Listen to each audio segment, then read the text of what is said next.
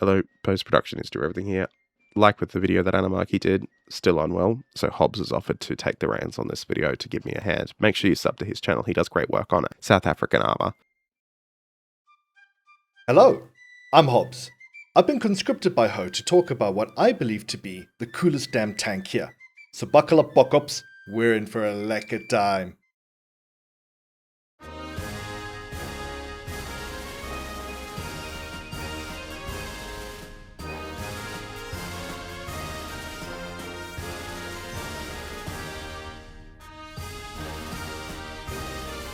Introduced in 1945, the Centurion was Britain's keynote main battle tank for the post-war era, and arguably the first true main battle tank. It stayed in production into the 1960s, seeing combat well into the 1980s, and heavily modernized versions of it are still in active service today. Between 1946 and 1962, British factories churned out 4,423 tanks across 13 basic marks. And that's before you even start counting the recovery vehicles, bridge layers, engineering vehicles, and the South Africans had rebuilt the Centurion into what we now know as the Olifant, that's still in active service in the 21st century. If you want a masterclass in getting the balance right between armor, mobility, and firepower, well, this is it. And it shows because pretty much every army worth mentioning, when tanks get brought up, has used the Centurion at some point. Development first kicked off in 1943, under Sir Claude Gibb at Britain's Directorate of Tank Design, and early on the tank was meant to stay under 40 metric tons, which is about the same weight as 6 elephants in an Elon-sized hull for my American viewers. And it needed to fit the existing transport trailers, the width of the vehicle capped by British rail gauges. Top speed really wasn't the priority, but engineers were told to match the agility of the Comet cruiser tank, but improve on essentially everything else.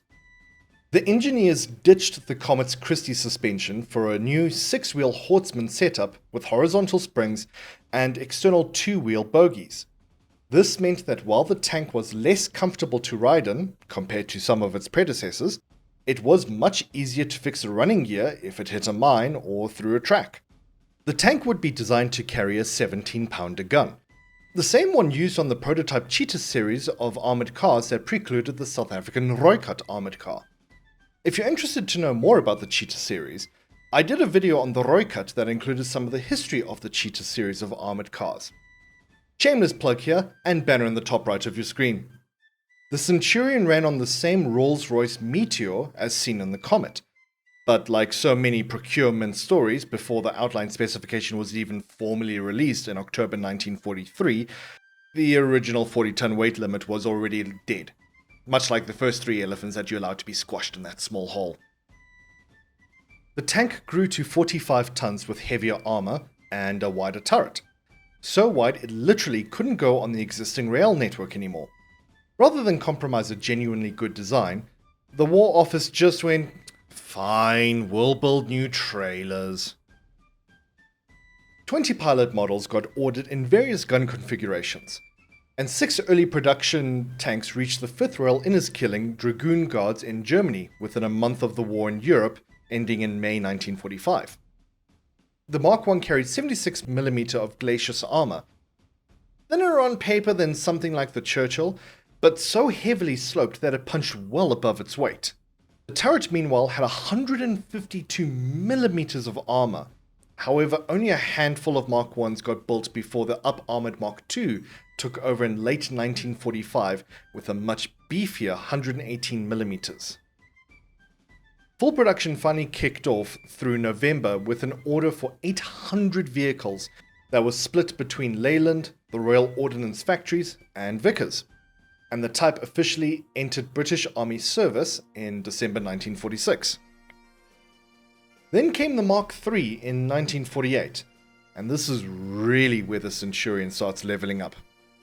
Bigger 20-pounder, 84mm gun, fully cast turret, and a fully automatic stabilization system that let it fire accurately while moving.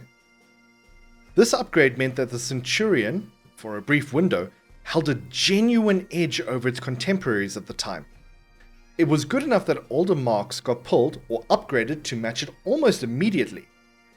The 20-pounder stuck around as a standard gun until 1959, when the Royal Ordnance Factories fitted the 105mm L7, a gun that would go on to become one of the most widely used tank guns in the entire Western world. The Centurion Mark VII in 1953 also threw in a third internal fuel tank, because the original range of just 65 miles on hard roads was not going to be enough in any kinetic war against the USSR, let's be real. Although she was introduced right at the end of the war in Europe, it would be in Korea that the Centurions would face their first real fight. On the 14th of December 1950, the 8th King's Royal Irish Hussars landed at Busan with 3 squadrons numbering 64 Mark III Centurions. The tank would score the type's first kill near Seoul against, of all things, a captured North Korean Cromwell. The tank would, like all armor during this conflict, really struggle with the bitter cold of the Korean winters, but overall it performed well and met expectation. It would, however, earn real fame at the Battle of Imjin River, covering the withdrawal of the 29th Brigade, losing 5 tanks in the process, but most of which were later recovered and then patched up. They then kept fighting through the battles of the Hook and the Battle of Samachun River. Now this next bit is where things start getting a bit spicy.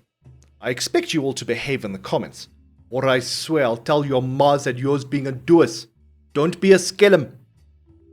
We finally get to the Arab-Israeli conflicts. It was there that the Centurion basically became a legend under a different name.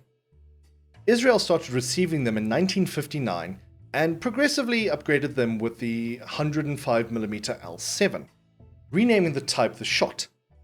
I'm probably pronouncing that badly, but By the 1967 Six-Day War, Israel had 293 combat-ready Centurions and upgraded shot tanks in service. They would prove highly effective, and every single one of the 30 Egyptian Centurions in the Sinai were destroyed or captured, with around 30 Jordanian Centurions taken too. A large number which were abandoned at Hebron.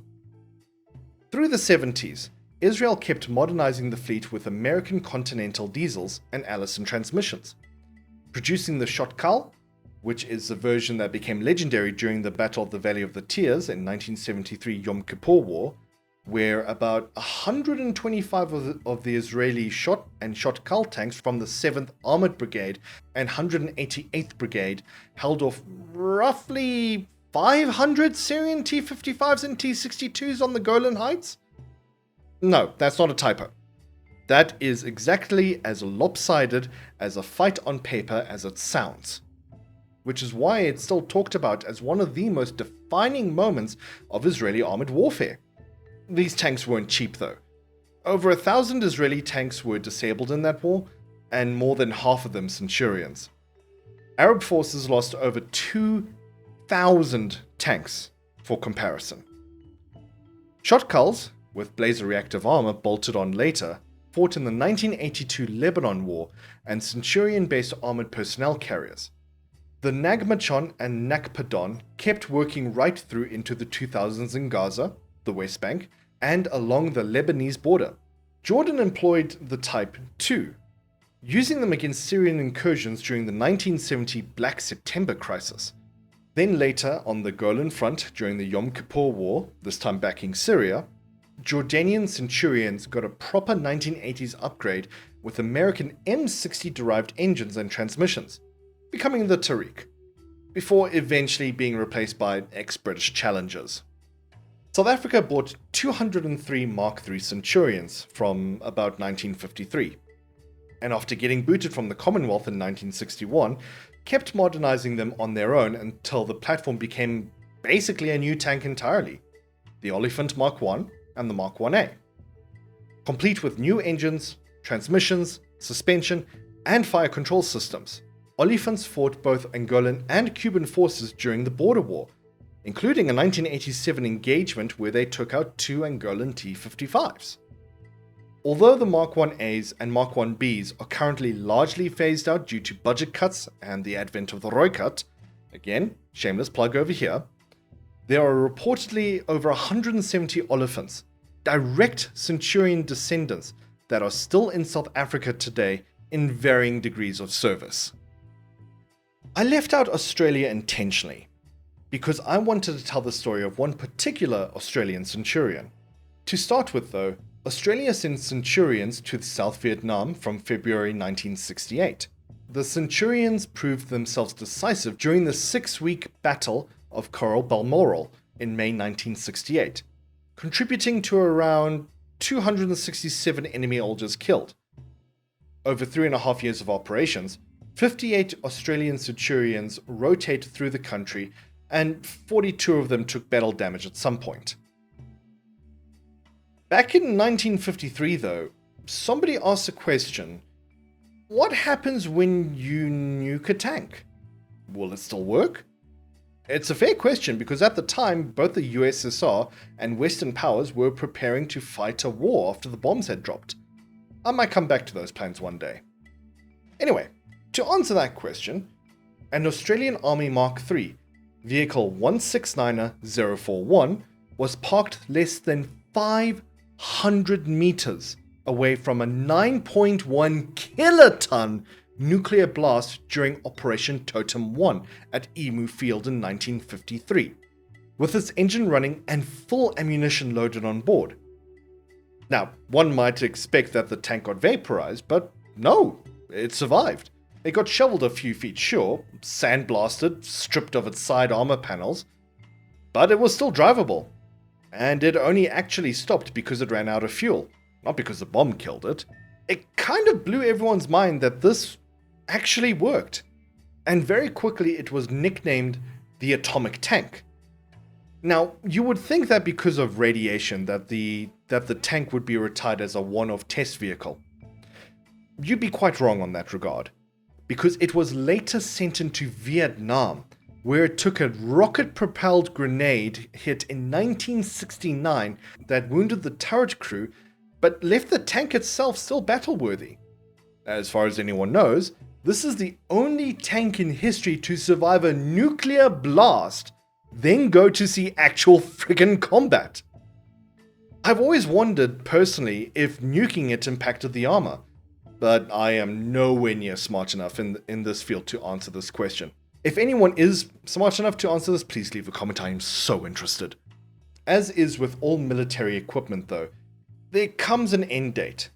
And the last British operational role was as a specialized AVRE engineering vehicle, with 12 deployed during Operation Desert Storm in 1991. With the exception of South Africa's Olifant, the Centurion is largely out of service now, but at the end of the day, it remains one of the coolest and most successful tanks in modern history. Like, comment, you better fucking hype, and subscribe. And if you have made it to Oz Armor, I hope you have a brilliant time. A very big thank you to Ho and you, the viewer, for having me on his channel, and I will see you next time. Cheers!